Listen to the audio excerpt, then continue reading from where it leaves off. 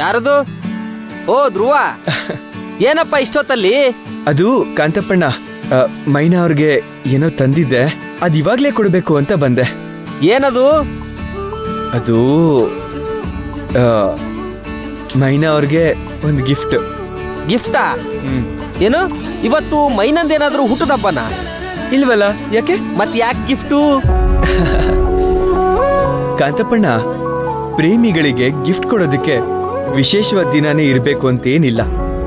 ಪ್ರತಿದಿನಾನು ವಿಶೇಷವಾದ ದಿನಾನೇ. ಅದಕ್ಕೆ ಮೈನಾ ಅವ್ರಿಗೆ ಈ ಗಿಫ್ಟ್ ತಂದಿರೋದು. ಕಾಂತಪ್ಪಣ್ಣ, ನಿಮ್ಗೆ ತೊಂದರೆ ಆಗ್ತಿದೆ ಅನ್ಸುತ್ತೆ, ಕ್ಷಮಿಸ್ಬಿಡಿ. ಇದ್ರಲ್ಲಿ ತೊಂದರೆ ಏನ್ ಬಂತು ಬಿಡು ಧ್ರುವ. ಸರಿ, ಇದನ್ನ ಮೈನಾ ಅವ್ರಿಗೆ ಕೊಟ್ಬಿಡ್ತೀರಾ? ಇದೇನೋ ಮೈನಾ ಕೊಡ್ತೀನಿ, ಆದ್ರೆ ಇದನ್ನ ಯಾರಾದ್ರೂ ಏನು ಅಂತ ಕೇಳಿದ್ರೆ ಏನ್ ಹೇಳಿ?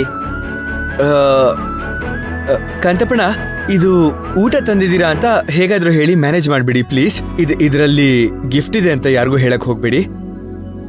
ಸರಿ ಕಣಪ್ಪ, ಒಟ್ನಲ್ಲಿ ನಮ್ಮ ಮೈನಾ ನಿನ್ನಂತ ಹುಡುಗನ್ ಪಡಿಯಕ್ಕೆ ಪುಣ್ಯ ಮಾಡಿದಾಳೆ. ನಾನ್ ಕೊಡ್ತೀನಿ, ಬರ್ಲಾ?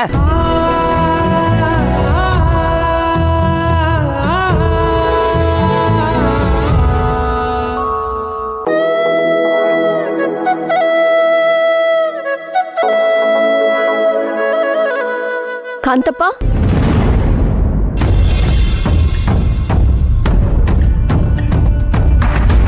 ಏನದು ಬ್ಯಾಗು? ಅದು ಏನು ಇಲ್ಲ. ಏನದು ಅಂದೆ. ಅದು ಅದು ಏನದು? ಅದು ಬಾಯ್ ಬಿಡಿ, ನಿಮ್ಮನ್ನೇ ಕೇಳ್ತಿರೋದು.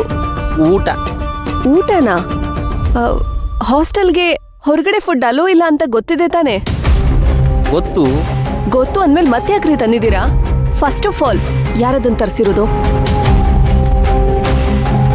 ಅದು ಮತ್ತೆ ಅದು ಅಂತಿದ್ದೀರಲ್ಲ. ಸರಿ ಬಿಡಿ, ನಾನು ಹೋಗಿ ವಾರ್ಡನ್ ಮೇಡಮ್ಗೆ ಕಂಪ್ಲೇಂಟ್ ಮಾಡ್ತೀನಿ.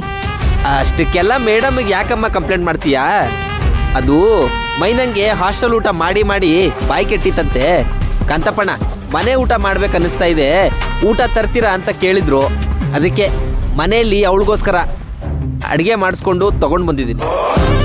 ನಿಜವಾಗ್ಲೂ ಇದು ನಿಮ್ಮನೆಯಿಂದ ಬಂದಿರೋ ಊಟನಾ? ನಿಜವಾಗ್ಲೂ.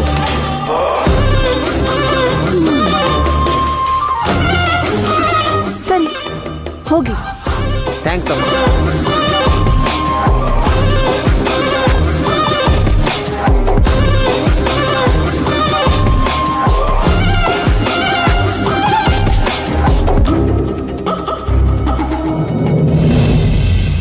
ಮೈನಾ,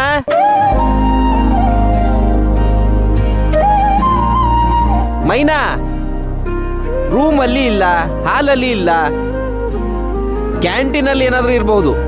ಮೈನಾ, ಹೌದಲ್ವಾ? ಮೈನಾ, ಕಾಂತಪ್ಪಣ್ಣ, ನೀನ್ ಇಲ್ಲಿದ್ಯಾ? ಧ್ರುವ ಈ ಬ್ಯಾಗ್ ಕೊಟ್ಟ, ತಗೊಳಮ್ಮ. ಸರಿ. ಮೈನಾ, ಇಷ್ಟು ದಿನ ಸ್ಟಾಪ್ ಆಗಿದ್ದಿದ್ ನಿನ್ ಪ್ರಿಯಕರನ್ ಹಾವಳಿ ಮತ್ತೆ ಶುರುವಾಯ್ತು ನೋಡು. ಹೀಗೆ ನಾಚ್ಕೊಂಡಿರ್ತೀಯೋ ಅಥವಾ ನಿನ್ ಪ್ರಿಯಕರ ಏನ್ ಕಳ್ಸಿದಾನೆ ಅಂತ ನೋಡ್ತೀಯೋ? ಇರಿ, ನೋಡ್ತೀನಿ.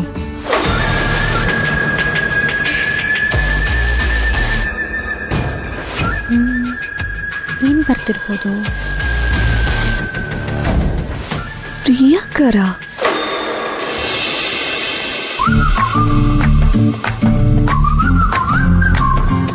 ಆಹಾ, ಎಷ್ಟು ದಿವಸ ಆಗಿತ್ತು ಪ್ರಿಯಕರನ್ ಲೆಟ್ರು ಬಂದು.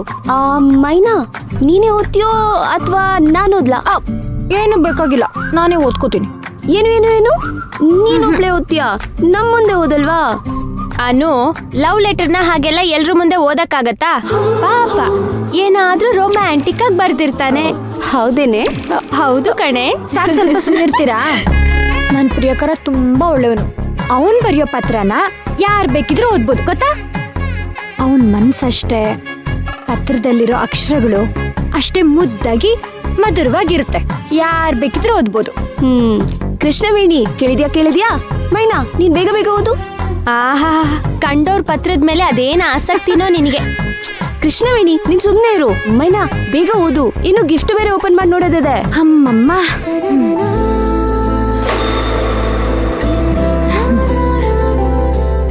ಹಾಯ್ ಮೈನಾ. ನಾನ್ ನಿನ್ನ ಮರ್ತಿದ್ದೀನಿ ಅನ್ಕೊಂಡ್ಯಾ? ಖಂಡಿತ ಇಲ್ಲ. ನಿನ್ನನ್ನ ಮರೆಯೋದು ಒಂದೇ, ನಾನ್ ನನ್ನನ್ ಮರೆಯೋದು ಒಂದೇ. ನೀನ್ ಏನು ಯೋಚನೆ ಮಾಡ್ಬೇಡ. ನಿನ್ ಜೊತೆ ನಾನ್ ಸದಾ ಇರ್ತೀನಿ. ನಿನ್ ನೆರಳಿಗೆ ನೆರಳಾಗಿರ್ತೀನಿ.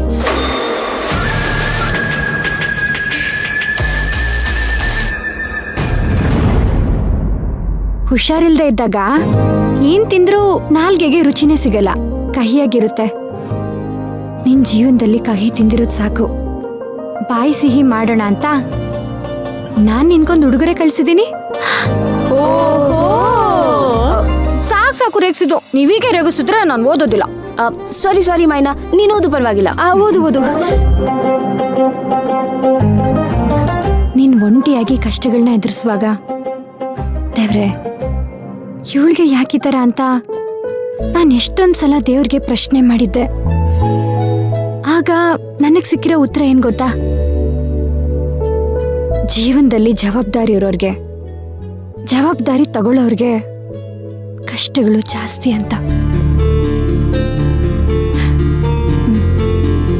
ಈ ವಯಸ್ಸಲ್ಲಿ ನೀವು ಹೊತ್ತಿರೋ ಜವಾಬ್ದಾರಿಗಳು ಒಂದಾ ಎರಡಾ? ಒಬ್ಬ ಗಂಡು ಮಗುನು ಮಾಡದೇ ಇರೋ ಕೆಲ್ಸಗಳನ್ನ, ಹೆದರ್ಸಕ್ಕಾಗದೇ ಇರೋ ಕಷ್ಟಗಳನ್ನ ನೀವ್ ಯಾವುದೇ ಭಯ ಇಲ್ದೆ, ಏನು ಬೇಜಾರ್ ಮಾಡ್ಕೊಳ್ದೆ ಮಾಡ್ತಿದ್ದೀರಲ್ಲ, ಮುಂದೆ ನಿಮ್ ಜೀವನ ಚೆನ್ನಾಗಿರ್ಲಿ ಅಂತ ನಾನು ಆಶಿಸ್ತೀನಿ. ಸಾಧ್ಯ ಆದ್ರೆ ನಿಮ್ಮ ಕಷ್ಟಗಳಲ್ಲಿ ನಿಮ್ ಜೊತೆ ನಿಲ್ಲ ಅವಕಾಶ ಮಾಡಿಕೊಡ್ತೀರ ಮೈನಾ.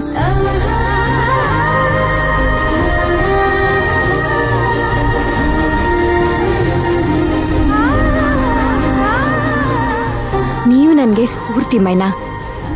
ಮುಂದೆ ನಮಗ್ ಮದ್ವೆ ಆಗಿ ಮಕ್ಕಳಾದಾಗ ಈಗ್ಲೇ ಹೇಳಿದ್ದೀನಿ, ನನಗೆ ನಿಮ್ ತರಾನೇ ಕಣ್ಣು, ನಿಮ್ ಹಾಗೆ ಮೂಗು, ನಿಮ್ಮ ನಗು, ನಿಮ್ಮ ಗುಣಗಳಿರೋ ಮಗುನೇ ಬೇಕು. ಅದರಲ್ಲೂ ಹೆಣ್ಣು ಮಗುನೇ ಬೇಕು. ಧ್ರುವ, ಈಗ ನಿಮ್ಮನ್ನ ಮಗಳಾಗಿ ಪಡೆದಿರೋ ನಿಮ್ಮಪ್ಪ ಎಷ್ಟು ಹೆಮ್ಮೆ ಪಡ್ತಿದ್ದಾರೋ ನಾನು ಅಷ್ಟೆ. ತಂದೆ ಆಗಿ ನನ್ನ ಮಗಳನ್ನ ನೋಡಿ ನಾನು ಅಷ್ಟೇ ಹೆಮ್ಮೆ ಪಡಬೇಕು.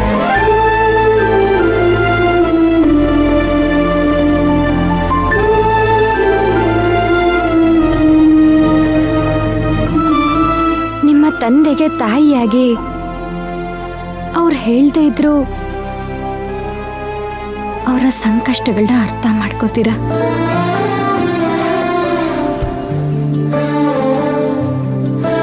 ನಿಮ್ ತಾಯಿಗೆ ಅಕ್ಕನಾಗಿ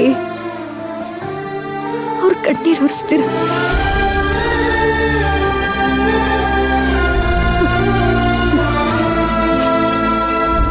ನಿಮ್ಮ ಅಕ್ಕನಿಗೆ ಅಣ್ಣನಾಗಿ ಅವಳು ಎಲ್ಲ ಜವಾಬ್ದಾರಿಗಳನ್ನ ತಗೊಂಡಿದ್ದೀರ. ಹಾಗೆ ನಿನ್ನ ಅಣ್ಣನಿಗೆ ಸ್ನೇಹಿತನಾಗಿ ಅವನ ತಪ್ಪುಗಳನ್ನ ಅರ್ಥ ಮಾಡಿಸ್ತಿದ್ಯಾ?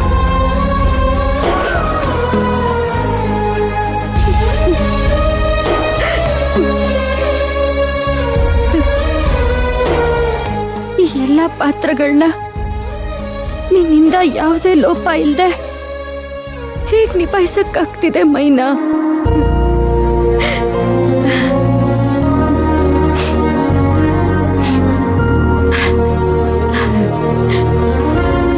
ನೀವೊಂಥರ ಸೂಪರ್ ವುಮೆನ್ನು.